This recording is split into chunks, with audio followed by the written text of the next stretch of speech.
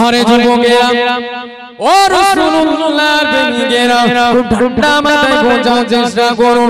ইব্রাহিম খলিল মন্দিরের দিকে ছুটে গিয়েছে, মন্দিরের দিকে ছুটে গিয়ে দেখতে পেলেন ওই মন্দিরের পুরোহিত নেই, মন্দিরের পুরোহিত ওই বড় মেলায় চলে গিয়েছে। আপনার মন্দিরের পুরোহিতটা বড় মন্দিরে চলে গিয়েছে। ও যুবকেরা ও রাসূলুল্লাহর প্রেমিকেরা ওই সময় দিয়ে ইব্রাহিম খলিলুল্লাহ আপনার দেবতাদের পাশে চলে গেলেন, মূর্তিগুলোর পাশে চলে গেলেন, মূর্তিগুলোর পাশে গিয়ে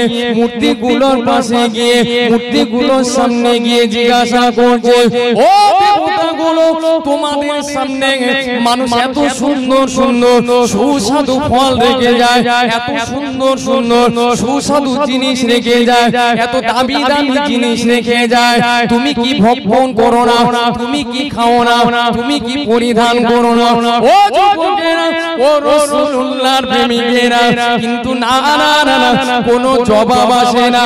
মূর্তি কি সত্যি আপনার জবাব দিতে পারবে বলে মনে হয়? কখনো তো সম্ভব হবে না। ও যুবকেরা ও রাসূলুল্লাহর প্রেমিকেরা আল্লাহর খলিল ইব্রাহিম খলিলুল্লাহ আবারো মূর্তিগুলোকে জিজ্ঞাসা করতে লাগলো, আবারো মূর্তিগুলোকে জিজ্ঞাসা করতে লাগলো, ও মূর্তিগুলো তোমাদেরকে আমি একটা প্রশ্ন করেছি, তোমরা কি বুঝতে পারোনি? আমার কথার কেন উত্তর দিচ্ছ না? আমার কথার কেন জবাব দিচ্ছ না? আমার কথা শুনে কেন নড়াচড়া করছো না? তাহলে সব কি তোমাদের ভ্রান্ত ধারণা, সব কি মিথ্যা? তোমরা সব কি মিথ্যা?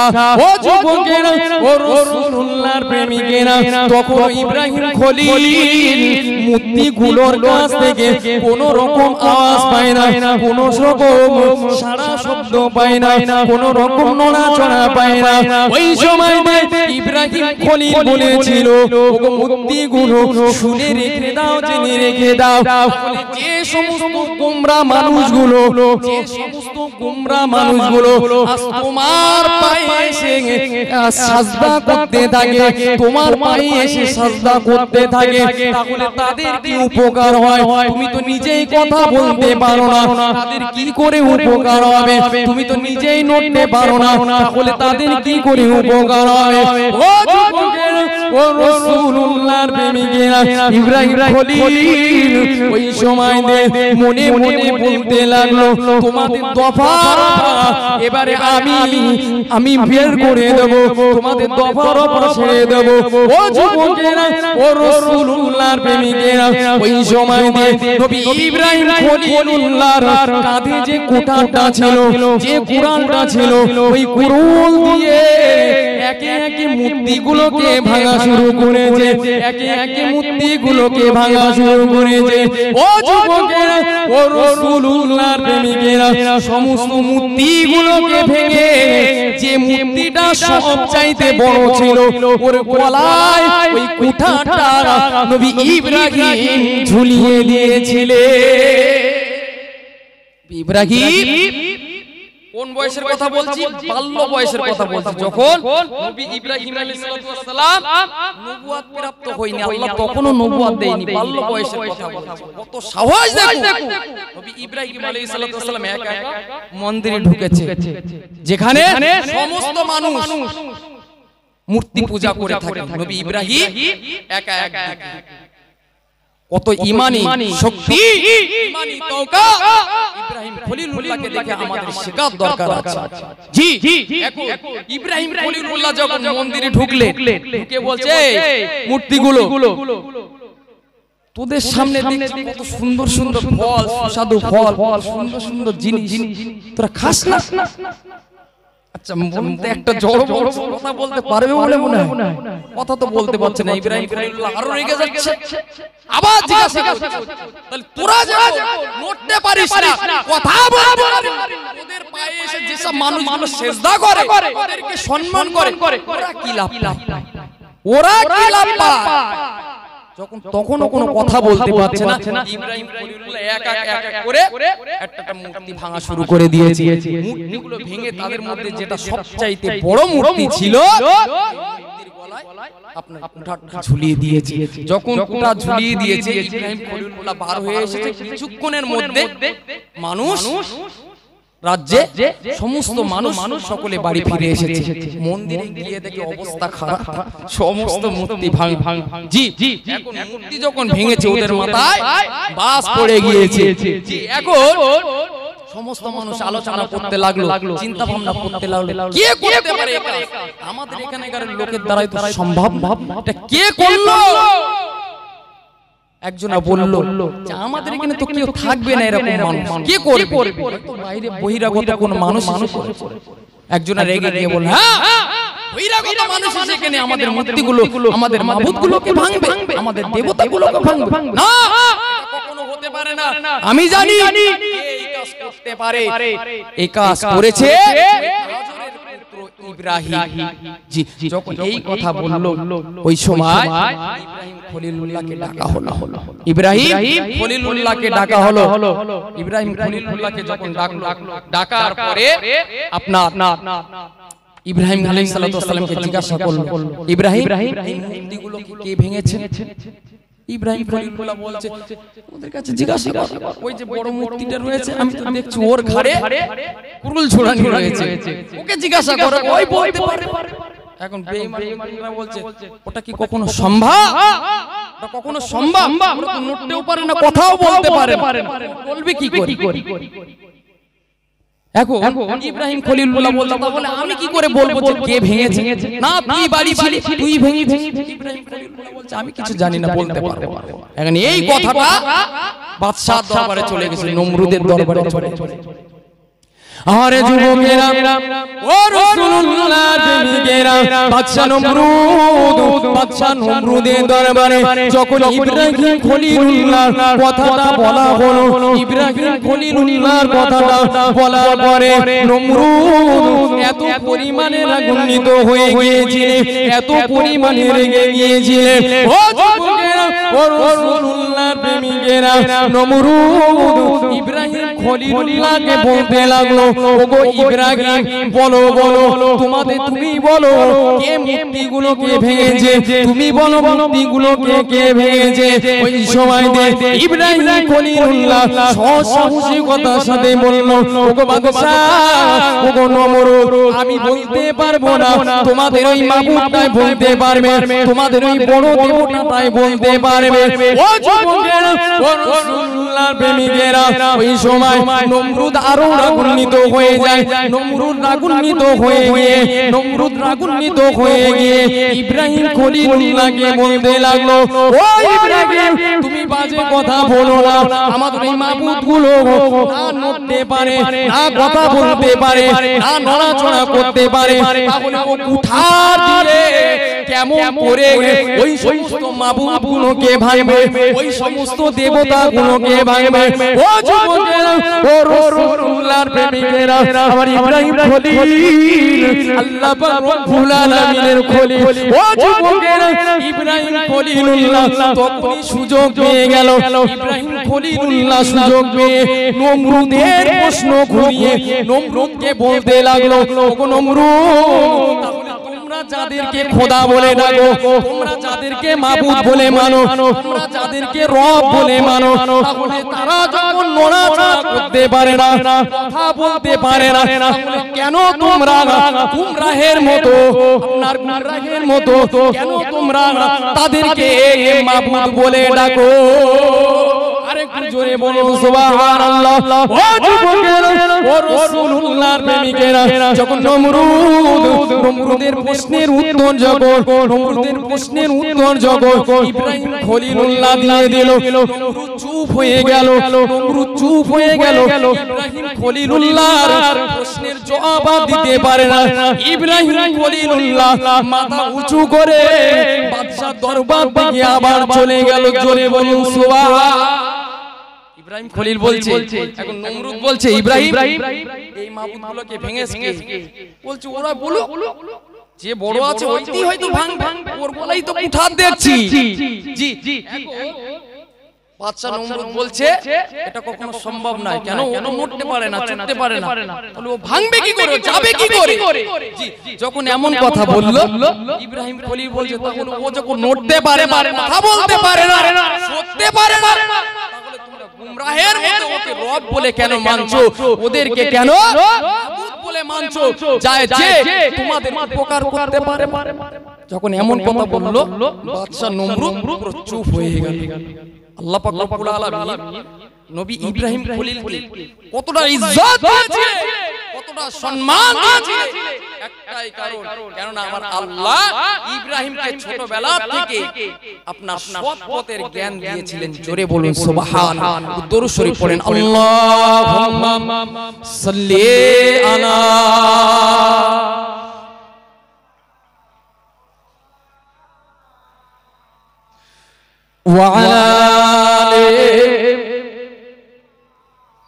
পড়ুন না সকলে মোহাম্মতের সাথে। মদিনে ওয়ালি মদিনে বুলালো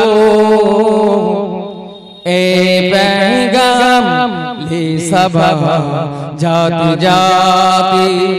मदीने वाली मदीने बुलालो ए पैगाम ले सब जाति जाति।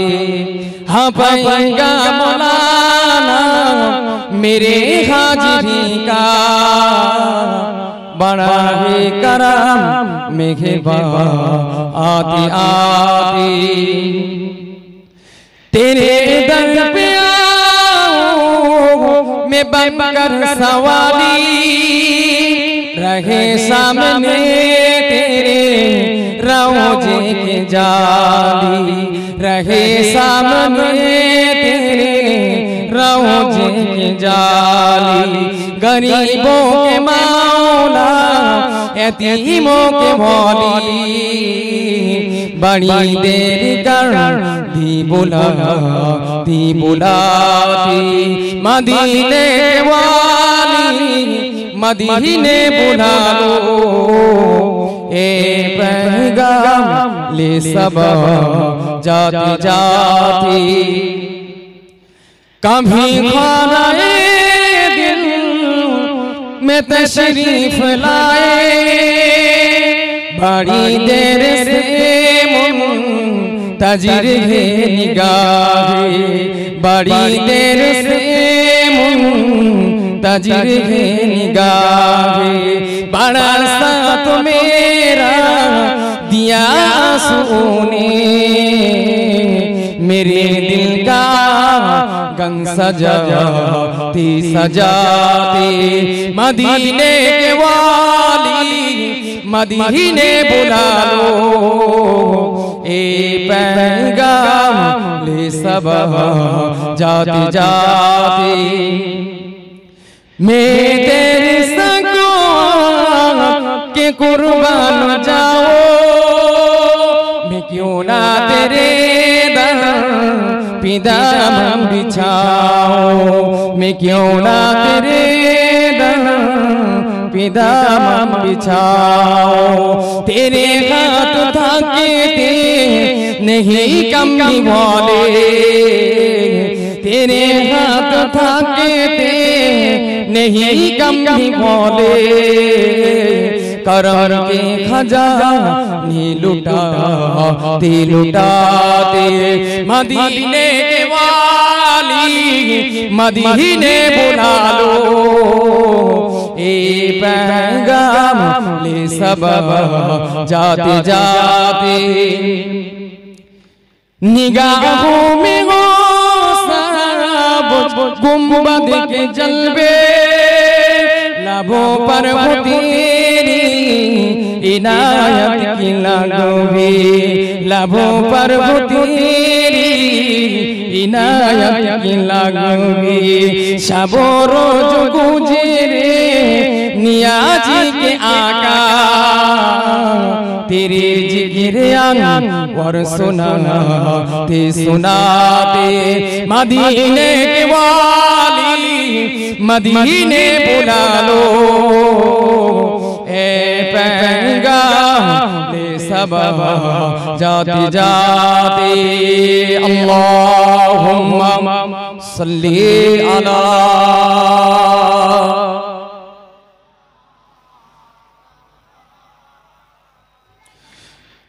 ওয়া আলা আলিহি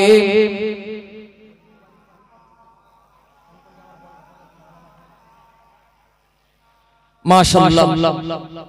জিবা যে কথা আমরা আলোচনা করছিলাম শুনছিলাম সেদিকে এগিয়ে যাব।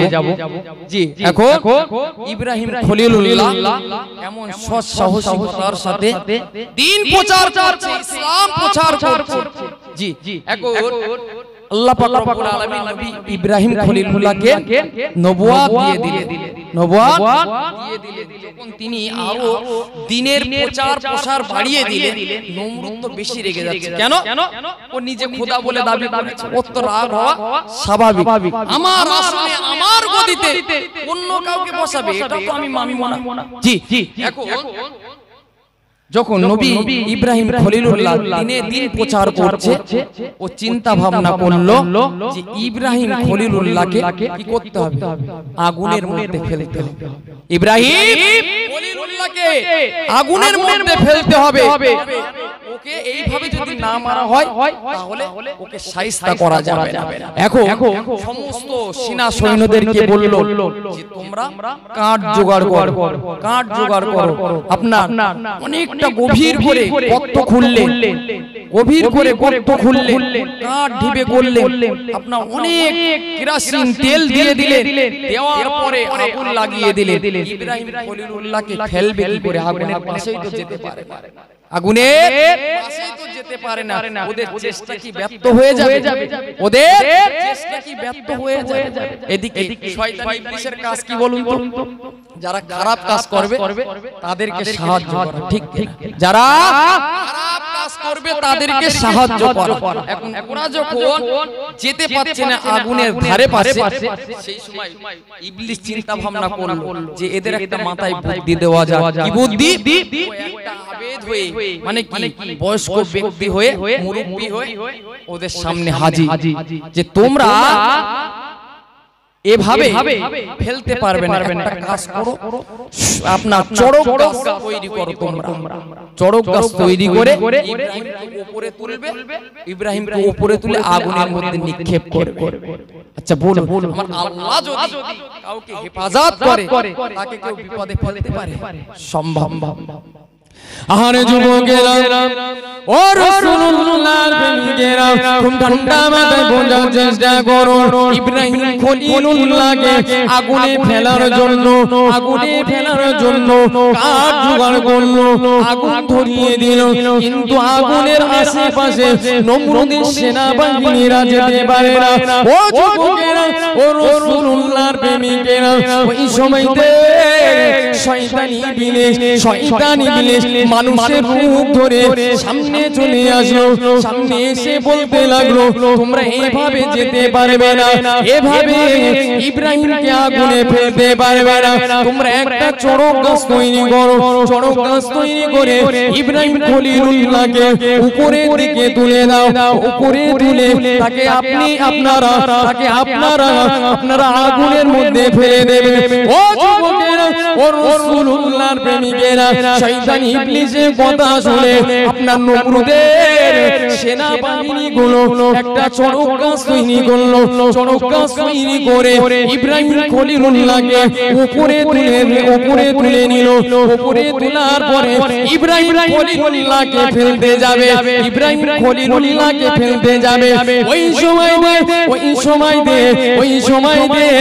ইব্রাহিম খলিলুল্লাহকে যখন ফেলতে যাবে, এক সাইডে 70,000 ফেরেশতা ইব্রাহিম খলিলুল্লাহকে ধরে রেখেছিলেন। জোরে বলো সুবহান, আর একটু জোরে বলো সুবহান। একটু দরুদ শরীফ পড়েন। আল্লাহুম্মা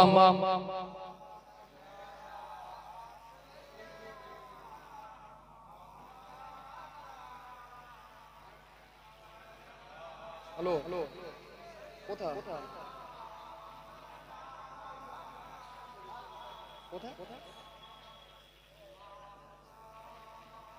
তাড়াতাড়ি চলে আসো, টাইম তো হয়ে গেছে।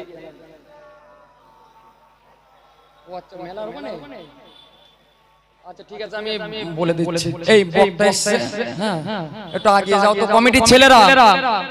কমিটির ছেলেরা তোমরা যেখানেই থাকো না কেন আমাদের উলামা হযরত এসেছেন আপনারা একটু এগিয়ে যাবেন দরুদ শরীফ পড়েন আল্লাহুম্মা সাল্লি আলা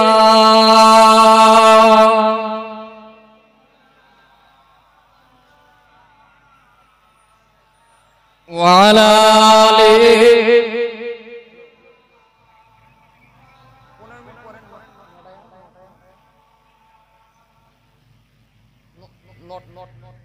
তুমি আর তো 10 মিনিট পরে ঠিক আছে জি যে কথা বলছিলাম তাহলে ইব্রাহিম খলিলুল্লাহকে আগুনে ফেলার জন্য চড়ক গাছের উপরে তুলেছে কিন্তু ইব্রাহিম খলিলুল্লাহকে আটকানোর জন্য ৭০,০০০ ফেরেশতা জমিনে এসে হাজির জোরে বলে সুবহানাল্লাহ এদিকে সমস্ত নমরুদের সেনাবাহিনীরা সৈন্য সামন্তরা এরা টানা হাসড়া করা শুরু করে দিয়েছে ইব্রাহিম খলিলুল্লাহকে আগুনে ফেলতে পারবে এদিকে শয়তান ইবলিস আবারও মনে মনে চিন্তা করলো যে এরা যদি এইভাবে টানে জীবনেও সম্ভব হবে না সে আবার মানুষের রূপ নিয়ে ওদের সামনে আসলো এসে বলছে দেখো তোমরা যে প্ল্যান করেছো তোমরা যে প্ল্যান এঁটেছো তোমাদের দ্বারা কখনো সম্ভব না তাম পৃথিবীর মানুষ যদি ইব্রাহিমকে আগুনে ফেলার চেষ্টা করো তোমরা তাকে ফেলতে পারবে না কেন আল্লাহর রহমতের ফেরেশতারা ইব্রাহিম খলিলুল্লাহর জন্য কাঠ স্বরূপ রয়েছে জোরে বলুন সুবহানাল্লাহ জি যখন এমন কথা বললো শয়তান আবার বলছে দেখো কাজ করো তোমরা 20 জন মতো অপরিচিত মহিলাদের নিয়ে আসো কেন অপরিচিত মহিলাদের যদি এখানে নিয়ে আসো ফেরেশতারা এখানে থাকবে না এখন শয়তান ইবলিস বুদ্ধি দিয়ে চলে গেল আর এরা এখন কিছু মহিলা জোগাড় করলো ওরে সেখানে যখন নিয়ে গেল যখন টান দিল ইব্রাহিম খলিলুল্লাহ আগুনে পড়বে ভা আল্লাহর কাছে দোয়া চাচ্ছে আল্লাহ আপনি একমাত্র আমার রব যিনি আমাকে হেফাজত করতে পারে আরে যুবকেরা ও রাসূলুল্লাহর প্রেমিকেরা ইব্রাহিম খলিল আল্লাহ পাক রব্বুল আলামিনের কাছে দোয়া চাইতে লাগলো আল্লাহ পাক রব্বুল আলামিনের কাছে প্রার্থনা করতে লাগলো আল্লাহ পাক আপনি আমাকে হেফাজত করুন আল্লাহ পাক আপনি আমাকে হেফাজত করুন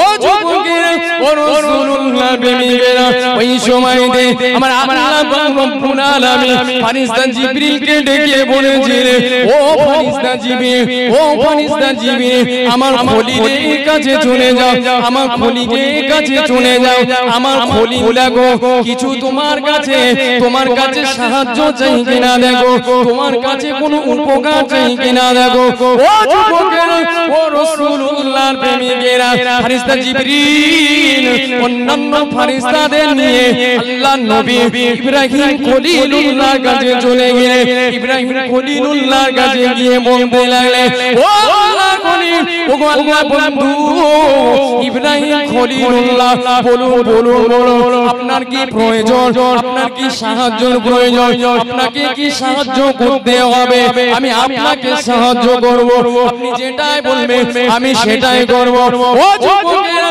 ও রাসূলুল্লাহর প্রেমিকেরা ওই সময়তে ইব্রাহিম খলিলুল্লাহ বলেছিল ওগো ভাই জিবরিল আল্লাহ পাক রব্বুল আলামিন তোমাকে কি সাহায্য করতে পাঠিয়েছে না তুমি তোমার মন গড়া কথা বলছো ওই সময়তে জিবরিল বলেছিল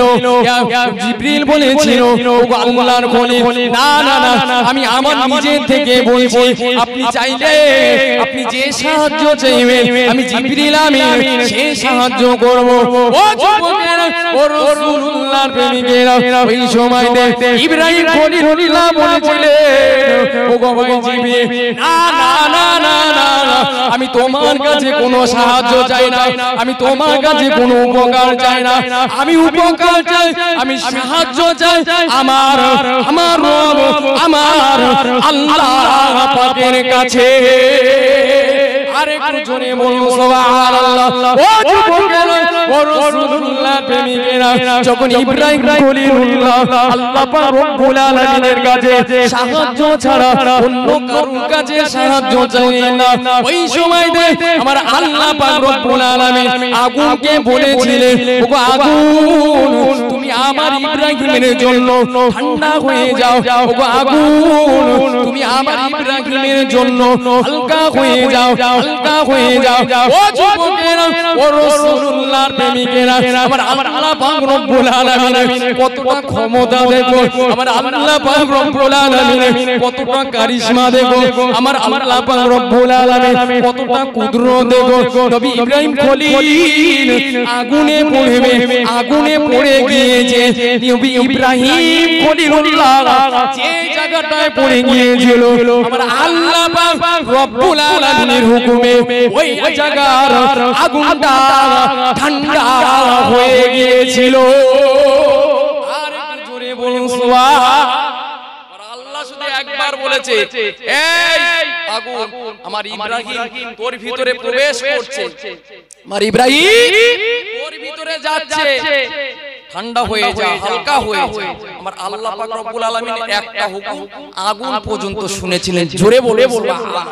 ইব্রাহিম খলিলুল্লাহ আগুনের ভিতরে যখন প্রবেশ করলেন, আমার আল্লাহ পাক রব্বুল আলামিন সোনার একটা চেয়ার পাঠিয়ে দিলেন। নবী ইব্রাহিম খলিলুল্লাহ সোনার চেয়ারের উপরে আপনার নবী ইব্রাহিম খলিলুল্লাহ বসে গিয়েছিলেন। জোরে বলে সুবহানাল্লাহ। জি, যখন নমরুদ দেখলো যে নবী ইব্রাহিম আগুনে, এত বড় আগুন যেখানে আমরা প্রবেশ করতে পারছি না, আর ইব্রাহিম ওর ভিতরে আরাম ছিল, সোনার চেয়ারের উপরে, যখন দেখলো ওর চোখ পুরো কপালে ঠেলে উঠেছে। ও চিন্তা ভাবনা করলো ইব্রাহিমকে যে করে হোক ওর দবার উপর সাথে হবে, ওর শেষ করতে হবে। ওর যদি শেষ না করা হয় বন্ধ হয়ে যাবে। আপনার নমরুদ বলতে লাগলো সেনা সৈন্যদেরকে, কি দেখো আগুন বেঈমানি করতে পারে, আমার ও বেঈমানি করতে পারে, কিন্তু ওকে এমন একটা শাস্তি দেব এবার ওর মরতে বাধ্য। সকলে বলি নাউযুবিল্লাহ। আল্লাহ যদি কাউকে না মারে কেউ মরবে না। এখন নমরুদ আর তার সেনাবাহিনীরা বলল পাথর মারতে লাগলো। নমরুদ সেনাবাহিনীরা নবী ইব্রাহিম আলাইহিস সালাতু ওয়াস সালামের গায়ে কি করতে লাগলো? পাথর মারতে লাগলো। আরে যুবকেরা, ও রাসূলুল্লাহর প্রেমিকেরা, ঠান্ডা মাথায় বোঝার চেষ্টা করুন। আল্লাহর খলিল ইব্রাহিম খলিলুল্লাহ চেয়ারে, সোনা চেয়ারে বসে রয়েছে। নমরুদ দিকে সহ্য করতে পারে না। কি করে সম্ভব? এতটা আগুন আমরা যার পাশে যেতে পারি না। নবী ইব্রাহিম খলিলুল্লাহ সেই আগুনের মাঝখানে আবার সোনার চেয়ারের উপরে বসে রয়েছে, আরামসে বসে আছে, তার গায়ে আগুন স্পর্শ করতে পারে না। ও যুবকেরা, ও রাসূলুল্লাহর প্রেমিকেরা, ওই সময় নমরুদ চিন্তা ভাবনা করলো অন্য পদ্ধতিতে ইব্রাহিম খলিলুল্লাহকে মারতে হবে, ইব্রাহিম খলিলুল্লাহকে শেষ করে দিতে হবে। ও যুবকেরা, ও রাসূলুল্লাহর প্রেমিকেরা, ইব্রাহিম খলিলুল্লাহকে নমরুদ সহ তার সেনাবাহিনীরা পাথর মারতে শুরু করেছে, ঢিল মারতে শুরু করেছে, পাথর মারতে শুরু করেছে, ঢিল মারতে শুরু করেছে। ও যুবকেরা, ও রাসূলুল্লাহর প্রেমিকেরা, যখন ঢিলগুলো মারতে শুরু করে দিয়েছে, যখন পাথরগুলো মারতে শুরু করেছে, নবী ইব্রাহিম খলিলুল্লাহর গায়ে লাগে না, নবী ইব্রাহিম খলিলুল্লাহর গায়ে লাগে না। ও যুবকেরা, ওই পাথরগুলো, ওই ঢিলগুলো আপনার হাওয়ার সাথে উঠতে লেগেছিল। আরেকটু জোরে বলুন সুবহানাল্লাহ। ও যুবকেরা, ও রাসূলুল্লাহর প্রেমিকেরা, কিন্তু মনে রাখতে হবে আমার আল্লাহ পাক রব্বুল আলামিনের সাথে কেউ যদি দুশমনি করে, আমার আল্লাহ পাক রব্বুল আলামিন তাকে কখনো ক্ষমা করে না, তাকে কখনো ছেড়ে দেয় না।